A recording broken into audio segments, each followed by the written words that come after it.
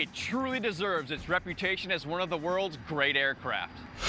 The hugely successful F-18 Hornet hits the sweet spot between high performance and financial bottom line. Despite its brilliant design, this plane almost never saw production. I'm Paul Max Moga, and I've flown some of the most sophisticated planes ever built.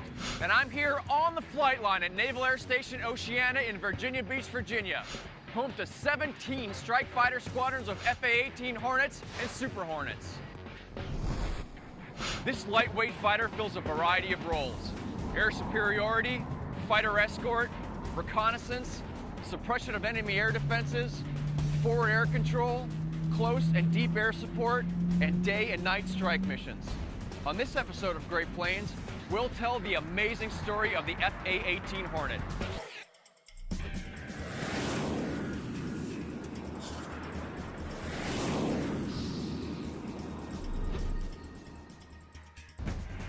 I'm Lieutenant Mike Seegers with VFA 136, the Nighthawks. What we have behind here is a brand new Lot 30 F-18E Super Hornet. We've been flying for about 4 years now.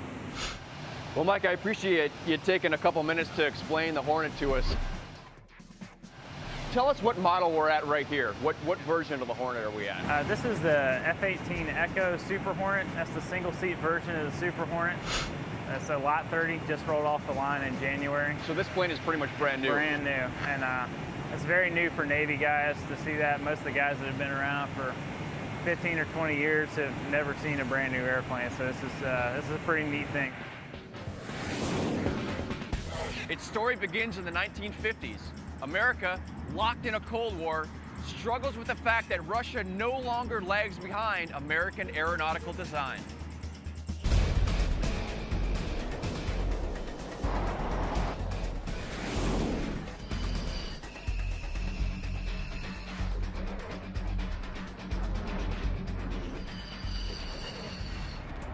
In fact, Russia's remarkable post-war developments include a series of bomber designs that shocked the NATO allies, just as their earlier MiG fighters had done.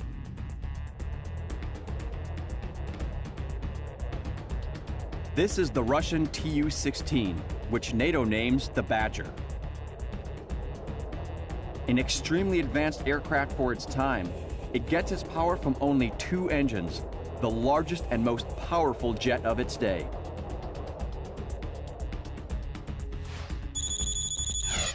The Badger's full swept wing, high speed, and substantial bomb load make it a major threat.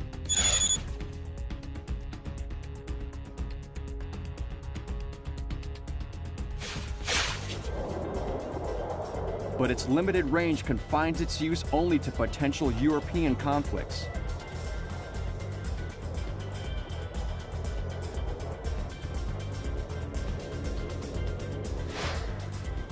No such constraint hinders the Tu-95, NATO designation, the Bear.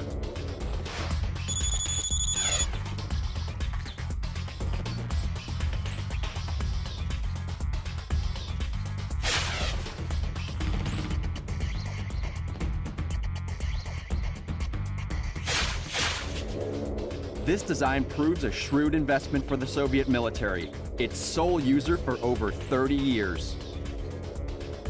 Its jet-driven propeller enhances its range enough to reach North America from Russian bases. But nothing creates a larger strategic threat to the U.S. than the M4 Bison. The Bison combines pure jet speed with the invasive range of the Bear.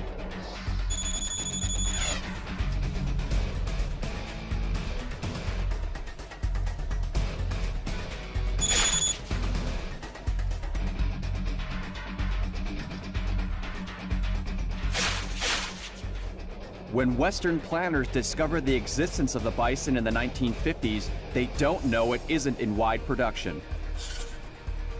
They respond to the potential threat of this fast, high-flying craft by developing a different kind of weapon, air-to-air rockets.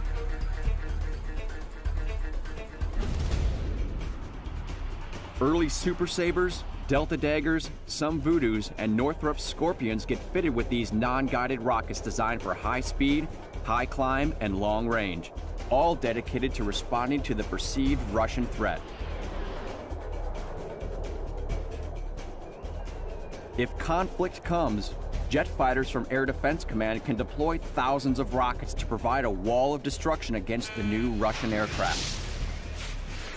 The arms race has begun.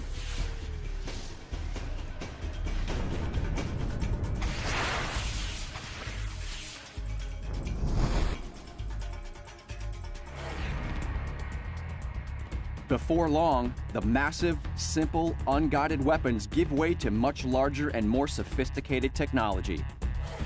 Some missiles, now guided, even contain nuclear warheads. Fired well ahead of the launching fighter, these missiles create a ferocious nuclear barrier unrivaled by conventional rockets. The aircraft firing these missiles have to fly fast and high, but because they're intercepting the enemy bombers rather than engaging them, they no longer have to be light or maneuverable. This change in tactics spawns a whole new breed of fighter plane, the interceptor. But production of this new breed of aircraft results in some unintended consequences. The shift away from dogfighters leaves the Air Force deficient during the Southeast Asian conflict. The Delta Daggers, perfectly suited to protect American airstrips and other installations from North Vietnamese bombers, sit idle when no attacks come. And they prove useless in the scenarios that do play out.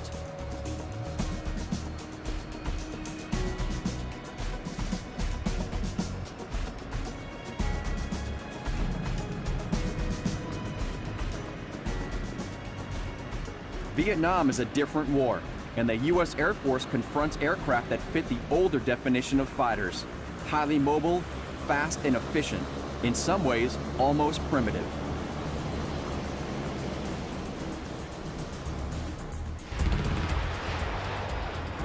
Against Western technology, North Vietnamese MiGs hold their own in dogfights. The U.S. F-4 Phantom can dish it back. Very fast and extremely powerful, it fires several types of guided missiles, deployed by a second crew member.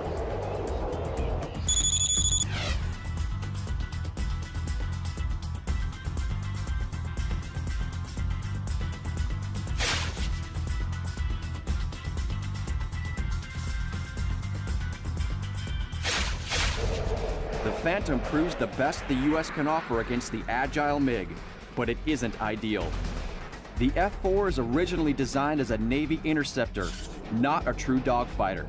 Losses are heavy on the U.S. side. Out of the 5,195 built during 1958 to 1981, 761 were lost in the Vietnam War. Even before the conclusion of the conflict, the Navy searches for an interceptor better suited for air-to-air combat. It finds its answer in the Grumman F-14 Tomcat. With limited carrier space, the Navy seeks the most versatile hardware money can buy. The Tomcat uses variable swept wings for flexibility, providing agility despite its size. Armed with the Phoenix missile, it achieves a range the Air Force has only dreamed about. Its flexible design enables it to carry the same weapons the Phantom uses over Vietnam, plus a cannon for dogfighting.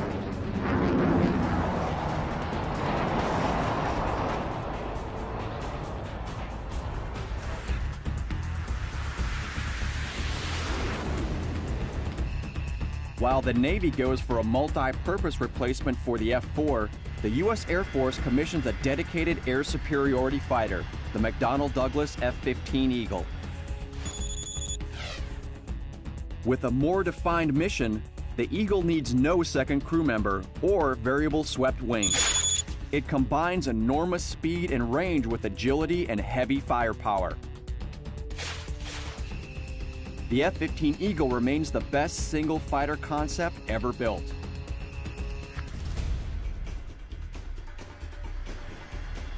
Fighter design is as much a question of philosophy as technology.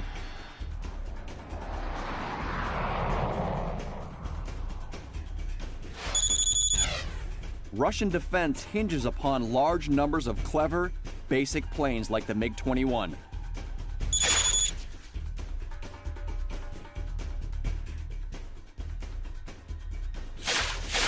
The fighter that scored so well in Vietnam still provides value for the money, and Russia produces many of them. In the US, the emphasis has always been quality over quantity. But when confronted by the sheer number of Russian fighters, the US begins to have second thoughts. The 1996 movie Independence Day, starring Will Smith, features 3,978 computer-generated F-18 Hornets.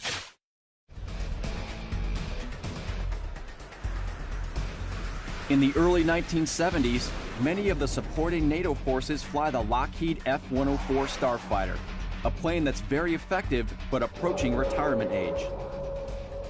The U.S. Air Force never invests heavily in the starfighters, but U.S. allies snap them up, their answer to the lightweight, value-driven Russian MiG.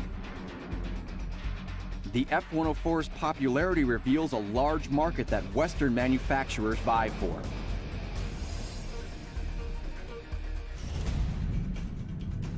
The French, with their Mirage F-1E, offer a sophisticated, lightweight fighter that delivers value for the money.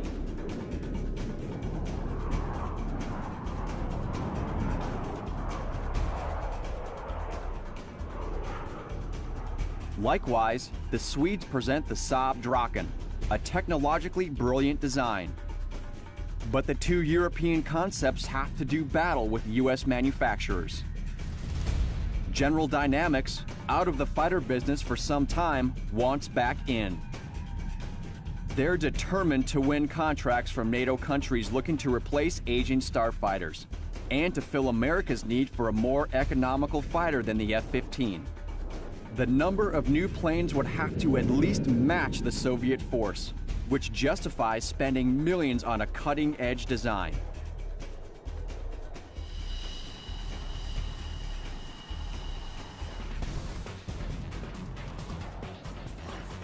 Spin testing shows the spectacular soundness of the prototype. From this design, the manufacturer offers up a dedicated single-seat fighter version, which becomes the F-5 Tiger.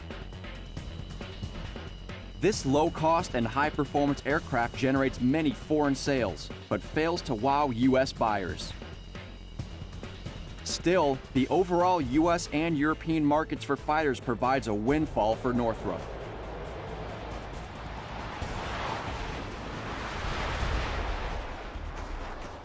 The company continues to refine the F-5 for even more maneuverability, extending the area where the forward section of the wing joins the fuselage into a forward straight.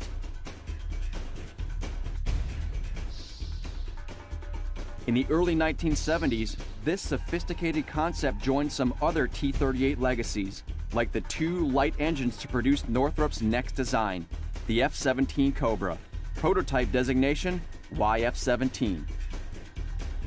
The Cobra is larger than the F-5 and offers other advances like the twin-tail concept, which provides increased stability at high angles of attack.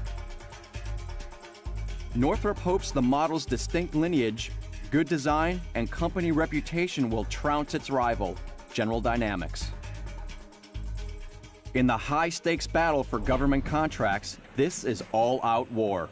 Though the plane lacks full fly-by-wire capabilities, Northrop hopes for big sales overseas. With that commitment, they can retool their California factory, bringing an end to F-5 production. Northrop also pins its hopes on a lucrative U.S. Air Force contract, if it can beat its arch-rival, General Dynamics.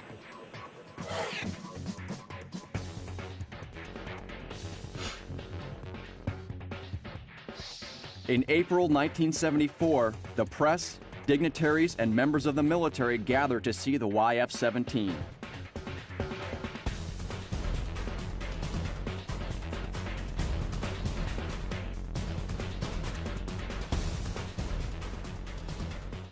Northrop feels confident as it unveils the new fighter. And for good reason. They've created a great plane at a good price. And both the U.S. Air Force and NATO allies recently increased their estimation of how many fighters they need. At stake is the biggest peacetime Western fighter deal ever struck. Of course, the people at General Dynamics are thinking the same thoughts about their new YF-16 Fighting Falcon. The contest is settled in a head-to-head competition at Edwards Air Force Base in California.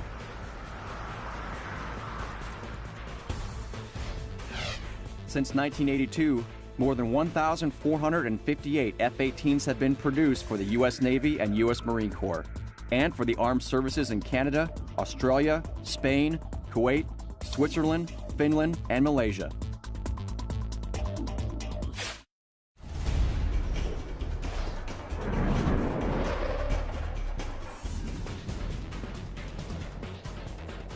In June of 1974, the YF-16 and YF-17 prototypes go head-to-head, competing for a government contract for a new air combat fighter.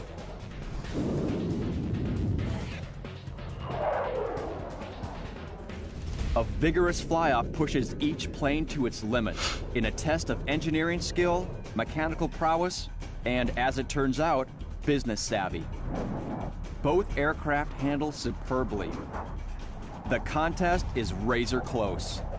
But at the end of the day, the U.S. Air Force awards the contract to General Dynamics for its YF-16. One reason is cost. The YF-16's engine, though more expensive, shares components with the earlier F-15, making service skills and spare parts readily available.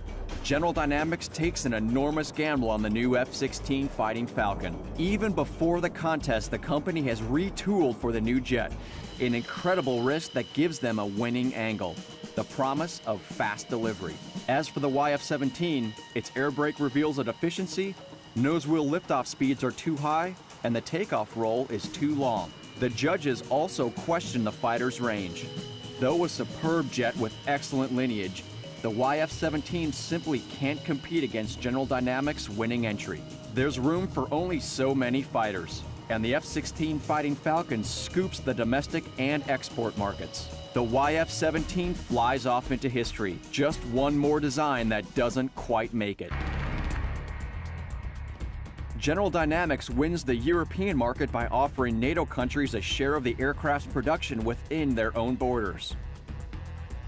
The company exports the technology they develop in Fort Worth to Holland, Belgium, and other European nations to produce identical aircraft thousands of miles apart. Going one step further, General Dynamics garners more sales outside the NATO bloc. Several F-16s are slated for Iran, but when there is a sudden change of regime, the plane gets delivered to Israel. Serving the Egyptian Air Force, the ever-versatile F-16 develops into a very successful ground attack aircraft.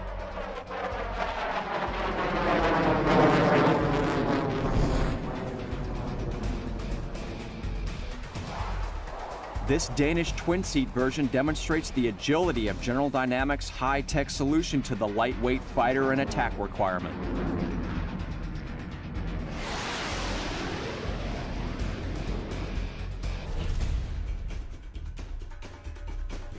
Fortunately, the U.S. Navy has a different set of parameters. Their old, reliable F-14 Tomcats still do the job, but they do it at high cost.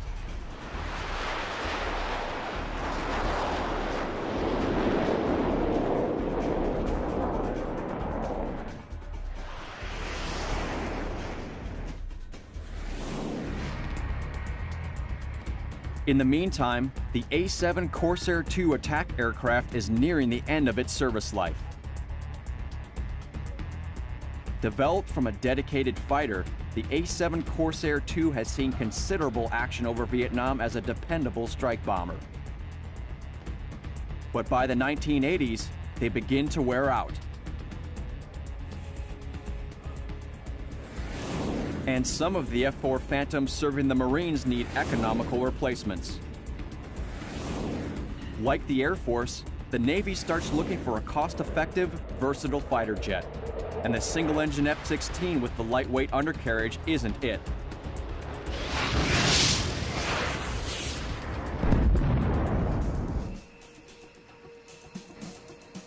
McDonnell Douglas, which manufactures the F-4, sets out to fill the Navy's needs. It isn't the first time. Since World War II, McDonnell has supplied the Navy, starting with the Phantom I, the Navy's first fighter jet and the first design McDonnell produces. With the Phantom I, McDonnell impresses the Navy with its ability to produce aircraft specifically tailored to the demands of different services.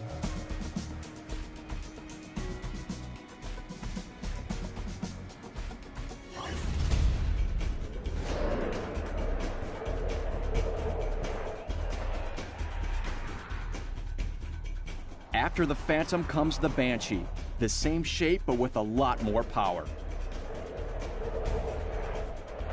Shown here flying in front of the Phantom I, the Banshee is a success, cementing McDonnell's reputation as a world leader in fighter aircraft design.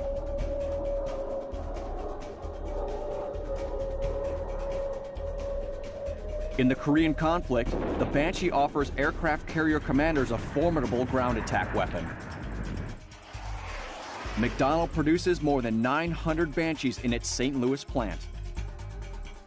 And after the Banshee comes a single-engine swept-wing plane. With this one, McDonnell pulls back on the power but scores another hit.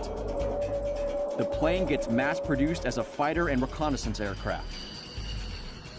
Its arrival heralds a new chapter in aerial warfare, the use of guided missiles by the Navy. With a quarter-century of military service under its belt, McDonnell unveils its crowning achievement, the F-4 Phantom II. The Navy and Air Force snap up more than 5,000 of them, and McDonnell grows prosperous enough to acquire the long-established Douglas Company. In the late 1970s, McDonnell Douglas gets involved in Northrop's languishing F-17 project. They see the airframe's potential and want to bring it back to life by fixing the bugs and honing the design to fit the Navy's demands for fighter and attack planes. Though based on the bones of the old YF-17, the new version needs thousands of modifications. For Navy use, the wings have to fold to fit on a carrier. The plane needs more range, more powerful engines, and a totally upgraded cockpit in a completely redesigned front section. McDonnell's St. Louis plant builds the forward section and wings, but the bulk of the fuselage and skin come from Northrop's Hawthorne factory, using the original F-17 construction jigs. Thus, two relative latecomers to the aviation industry, barely in existence before World War II, come together for an extremely ambitious project. As of today, just a single F-18 Hornet costs $57 million.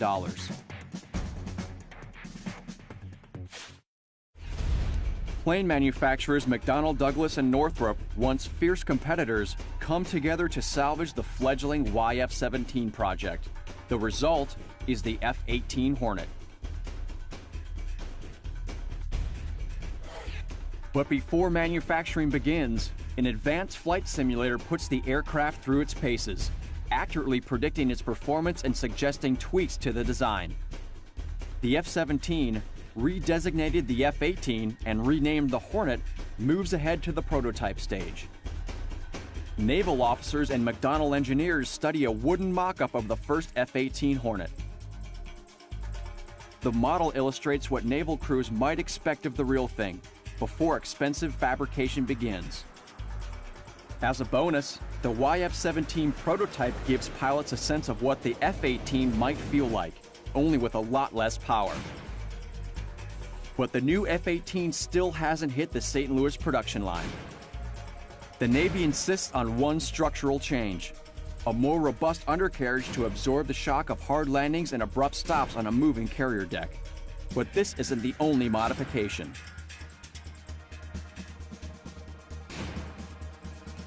So Mike, the Navy obviously needs to be able to stage its aircraft from aircraft carriers. Tell me how an aircraft that would have to be launched and recovered on a carrier would have to have some different design features put into it. This has to be built really strong so we can stop in just a matter of feet. The other is the landing gear.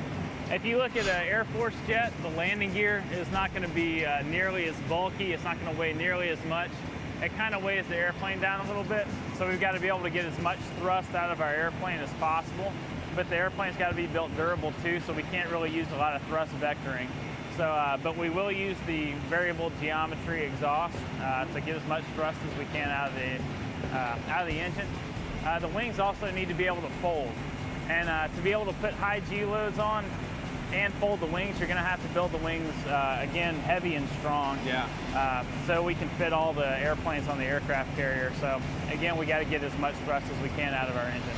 So with the folding wings and the landing gear and all the other modifications, it basically makes it suitable for carrier operations, but doesn't necessarily make it the lightest aircraft or aerodynamically perfect, but you got to do what you got to do to put a jet on an aircraft carrier. Oh yeah, there's a little bit of compromise between how much punishment the jet can take and how well it can perform, especially at high altitudes.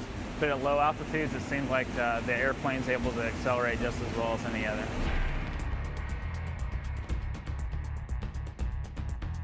Despite all of McDonnell's modifications, the F-18 retains Northrop's basic Cobra design.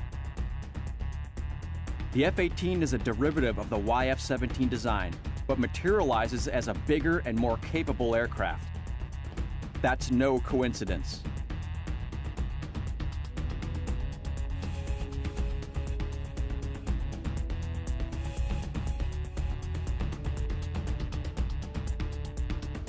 Heights, wires, and joints from California align perfectly with their partners produced in Missouri. The result is a superb fighter aircraft that fills at least two Navy needs: fighter and attack plane.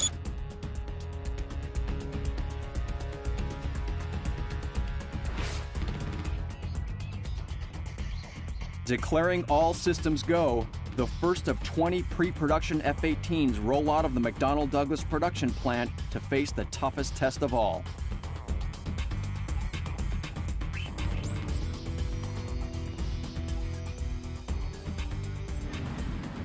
At last, the big day for the F-18, the Hornet, born from the ashes of Northrop's Cobra. Service representatives and other naval dignitaries examine the born-again fighter. But the real test is in the sky. Taken to the air for the first time, the F-18 delivers as promised.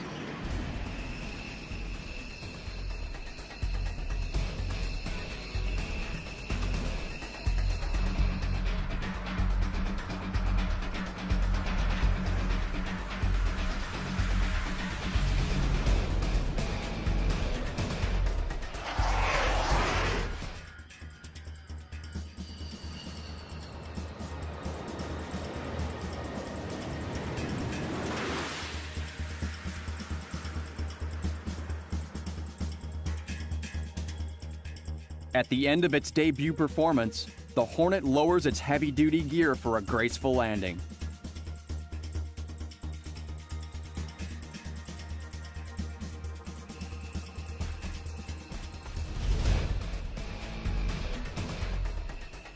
Before any fighter goes into service, the pre-production models get pushed to their limits and beyond.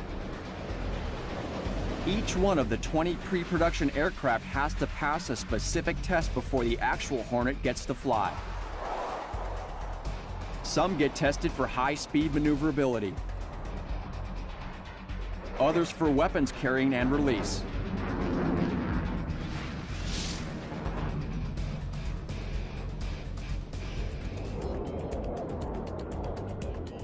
And another will face the grueling spin test, simulating a total loss of control.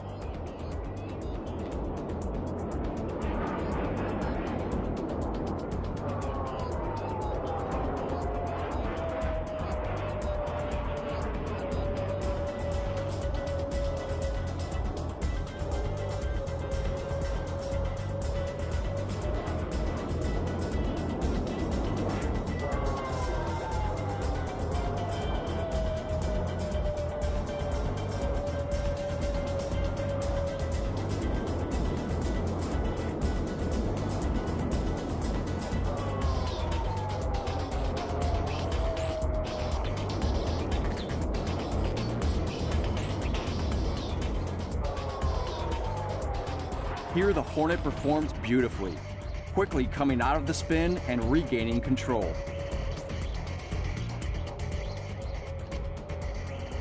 An onboard computer tackles disorienting situations and sets the pilot straight. Will the computer stop you from over-G'ing this Yes, it will. in all configurations? The only way that you can over-G this airplane is if you press down on the G override switch. You got a G override switch? In case we need to pull like a little more than we need to. It's mostly for operational, but we have so many flight control surfaces. The Legacy has the same number of, or the same flight control system that we do. Ours are just bigger, but it'll coordinate every move that you make with the stick. Like even if you're at really low speeds, it knows what altitude you're at, how fast you're going, what the air density is, and whenever you move the stick, the airplane just calculates what it thinks that you want to do. Yeah. And it'll just perfectly coordinate the rudder, the flaps. The flaps move, the ailerons will move, and there's a couple of magic moves that you can do with this airplane. Magic moves? Yeah, that you probably can't do in the other, just because it's always perfectly coordinated. Well, the computer can fly the plane better than you can. I mean, that most people, shudder when folks say that, but a computer that has the ability to manipulate each control surface independently can do more than any single pilot can do in an aircraft.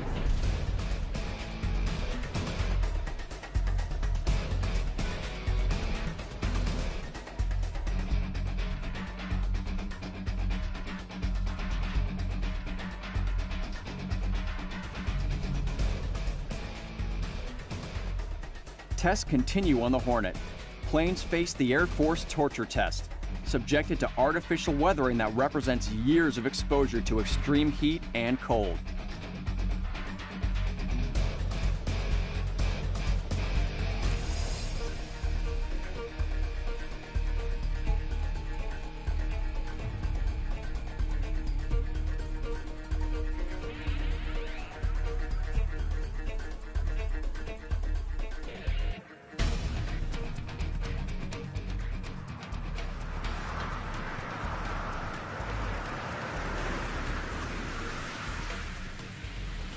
This F-18 gets tested on carrier landing and takeoff procedures on a land base. On an actual carrier, there's no margin for error, no second chance. Simulated catapult takeoffs and high angle of descent landings put the prototype F-18s through their paces. In heavy crosswinds, the computer control struggles to keep tons of high-tech equipment traveling in a straight line. On November 3rd, 1979, the F-18 finishes its sea trials after 32 successful takeoffs and landings from the carrier USS America. The F-18 Hornet needs only about 2,000 feet of runway for takeoff in its normal combat configuration without external tanks.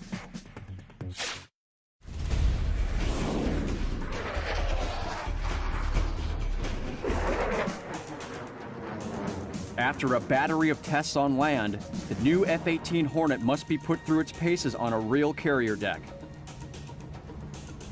On the 30th of October, 1979, Lieutenant Commander Dick Richards makes the first F-18 carrier landings.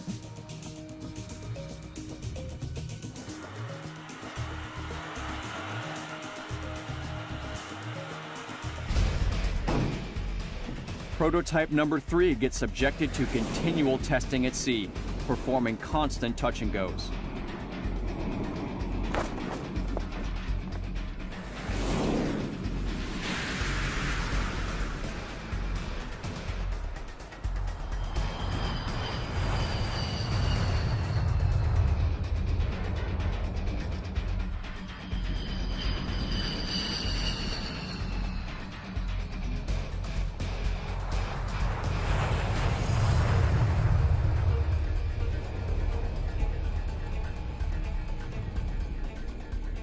Finally, the ultimate challenge, a carrier landing at night, a test of the pilot as well as the plane.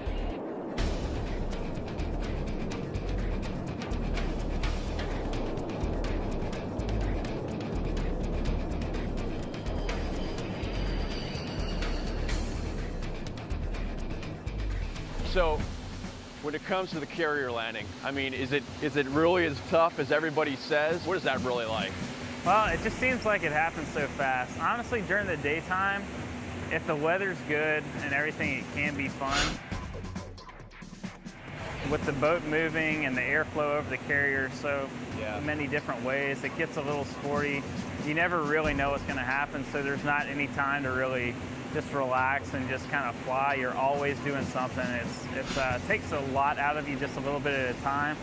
During nighttime, though, it doesn't matter how good the weather is. I guarantee you there's not one single Navy pilot that enjoys that. I can't think of anything I hate more than landing on a boat at night. But you got to do them. I mean, you got no other option. Yeah, you have to do it, so.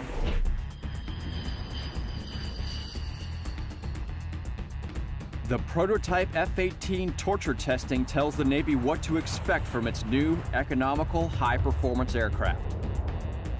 In the F-18, McDonnell's clear understanding of the Navy's requirements and Northrop's brilliant YF-17 design have come together to produce a sophisticated fighter without compromise.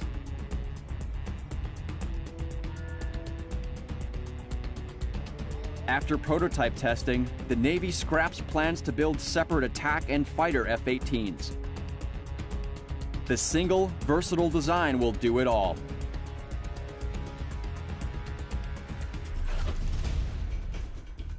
By November 1980, the Navy takes delivery of the first fully operational airframe, now the newly designated FA-18. With great fanfare, the Hornet goes into commission. It's a proud day for the 1st Squadron to receive the FA-18, and a proud day for the entire Navy.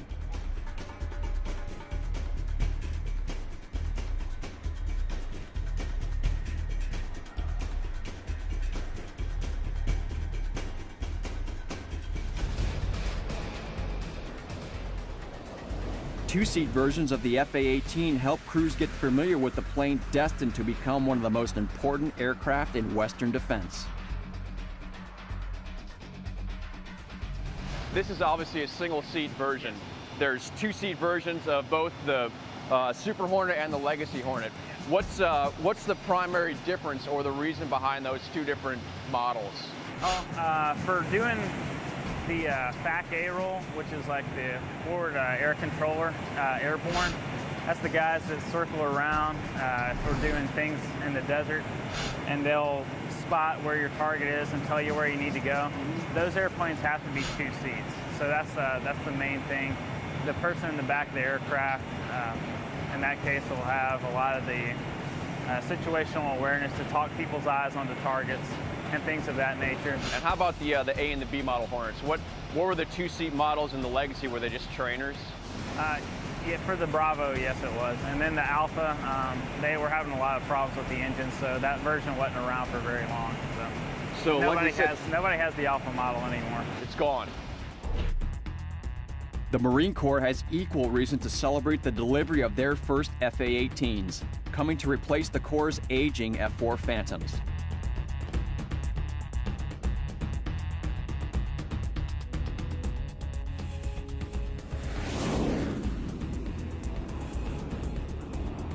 When the FA-18 goes fully operational, Marine and Navy pilots fly identical aircraft for entirely different missions, a testament to the Hornet's versatility.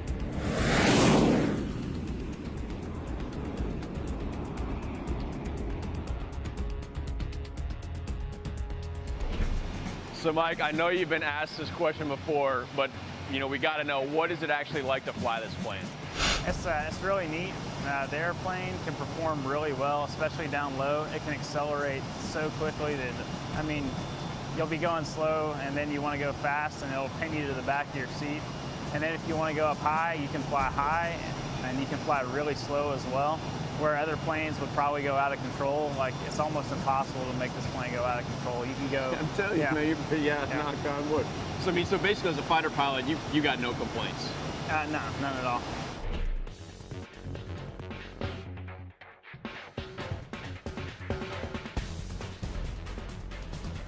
The high-tech fly-by-wire system, the twin engines, and the sturdy construction all come together in one superior model. that represents the Royal Australian Air Force's front line of defense for years to come. After Spain joins NATO, it also invests heavily in the F-18 after the Hornet bets the F-16 in a fierce competition. Northrop and McDonnell must have derived a great deal of pleasure from that. In 1986, the U.S. Navy's famous Blue Angels flight demonstration team replaces the A-4F Skyhawk II with the F-A-18 Hornet. Commissioned in April of 1946, the Blue Angels were developed to showcase naval aviation and boost Navy morale. Each year, the Blue Angels showcase their talents between March and November, giving more than 70 performances throughout the United States. During their routine, 6 F-A-18 Hornets split into 2 groups.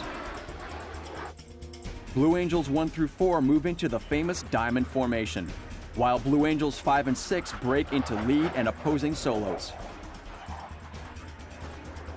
Throughout the show, these 2 groups will alternate maneuvers, the diamond staying low and slow, performing mainly loops and barrel rolls in formation, while the solos astound the crowd by flying many of their maneuvers just under the speed of sound. The F-A-18s undergo significant modifications before they fly as part of the Blue Angels. The weapons are removed and replaced with a tank filled with smoke oil used in demonstrations.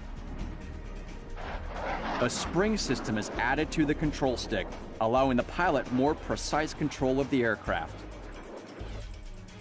Just to maintain level flight during the standard performance formation, 40 pounds of pressure fights against the pilot when using the control stick.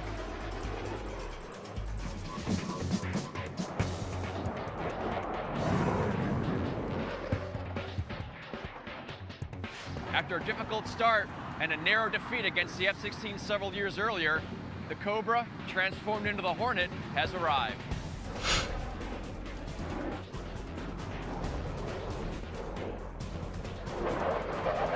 With its newest design model, it has surpassed its original mission to play the hardest role of any fighter plane, a Navy fighter. By any standard, the F-A-18 is a great plane, a true winner, a survivor.